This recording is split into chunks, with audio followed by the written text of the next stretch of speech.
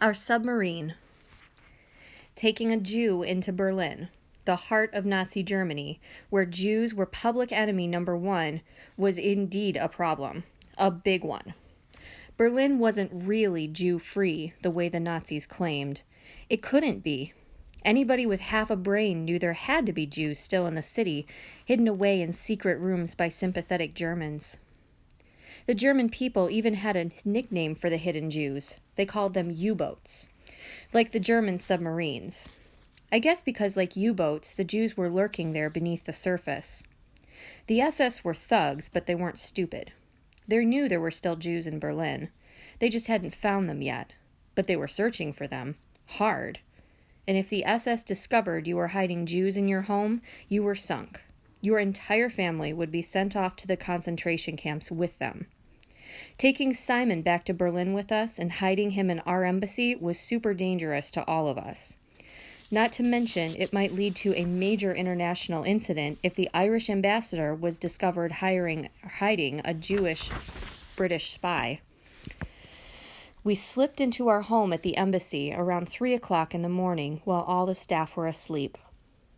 Our staff were all German, and though we knew them all by name and they had worked for the embassy for years, Da and Ma still assumed that one or more of them was reporting to us on the Gestapo. Right when we moved here, my parents told me to watch what I said and did around the staff, but that was good advice anywhere in Berlin. Da and Ma carried Simon to the secret little room in the back of Da's study. It was a tiny space no bigger than a closet where we hid all the books the Nazis wanted us to burn.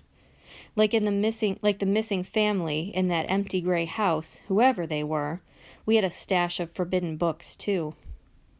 I waited there with Simon while Da went for the medicine bag and Ma went to the kitchen for food. Well, at least I'll have something to do while I'm holed up, Simon said, looking around at all our forbidden books. Murder on the Orient Express, the Dragon Murder Case, the Maltese Falcon, he said, reading some of the titles. You've got quite a collection of mystery novels. Which one's your favorite? Simon asked me. I shrugged. I haven't read any of them. Simon stared at me, flabbergasted. You've never read any of them? You're in a country that is burning piles of books just like these. You're risking your life to stop the Nazis from doing it. You're fighting to give people everywhere the right to do what they want, to read what they want, to think for themselves. All this, he said, gesturing at the books on the shelves, this is what you're fighting for. And you haven't even bothered to read them? The Nazis might as well throw them on the fire if you're not going to read them. I burned red with shame, and I put my hands up in surrender. Okay, I said. Sorry. This isn't a game, kiddo, Simon said. It's a war. And it's not enough to say the Nazis are the bad guys. It's not who you're fighting against that matters. It's what you're fighting for. Simon pulled a book off the shelf. The Golden Spiders by Rex Stout. He put it in my hands. We'll start with this one, he said. Read a few chapters, and then come back every day and we'll talk about it. I gaped at him. I already go to school. Where you're taught not one single thing of educational value, Da said, coming back with the medicine bag. I think it's a brilliant idea. Just make sure you don't let the staff see you reading it, Ma said. She'd come back with a sandwich and a glass of milk for Simon. I groaned and flipped through the pages. It looked boring. Ma went to work cleaning and bandaging Simon's arm, while Da retraced our steps, making sure there were no drops of blood for the staff to find the next day. Simon hissed with pain as my mother dabbed at his arm with alcohol. Did you hear the one about the Englishman, the Scotsman, and the Irishman who were being chased by the Gestapo? He asked me in a strained voice. There he went, joking again. I figured he was trying to focus on something else besides the pain, so I played along while Ma continued to work. Can't say that I have, I told him. They hide out in this old little warehouse where there are 3 empty sacks on the floor, and each of them jumps into a sack. The Gestapo officer comes in and sees 3 full sacks on the floor. He kicks the first one, and the Englishman shouts, "Woof, woof."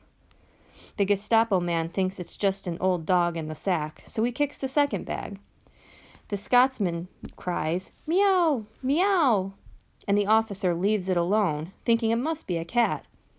He kicks the third sack, and the Irishman yells, "Potatoes! Potatoes!" "Potato jokes? Really?" I said. Lieutenant Cohen gave me his big straight-toothed smile. Ma had finished with his arm and was tending to his ankle when Da came back. "I'll start working on a plan right away to get you out of Germany," Ma told Simon.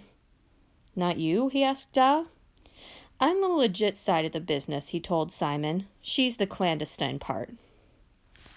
Once my parents told me what they were up to, that night of the broken glass, I'd begun to see the strange things my mother did in a new light.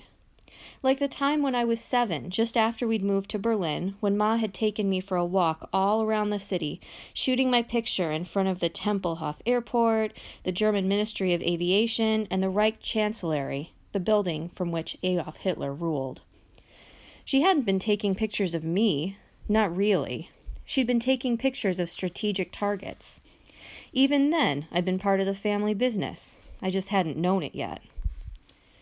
"Women and children make terrific spies," Ma told me later, "because people always underestimate us." "It will take some time to arrange for the transportation," Ma told Simon now, "but you're not going anywhere until this ankle heals anyhow. You lost a lot of blood, too. A few days' rest and recuperation wouldn't go amiss, I'm thinking." "What in the name of all that's holy were you doing flying solo over Berlin in broad daylight?" Da asked.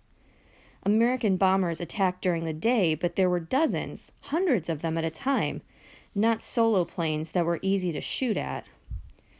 "Taking pictures," Simon said. He sucked in the air, and the color drained from his face as Ma tested his ankle. "Photos ruined, though. All for nothing.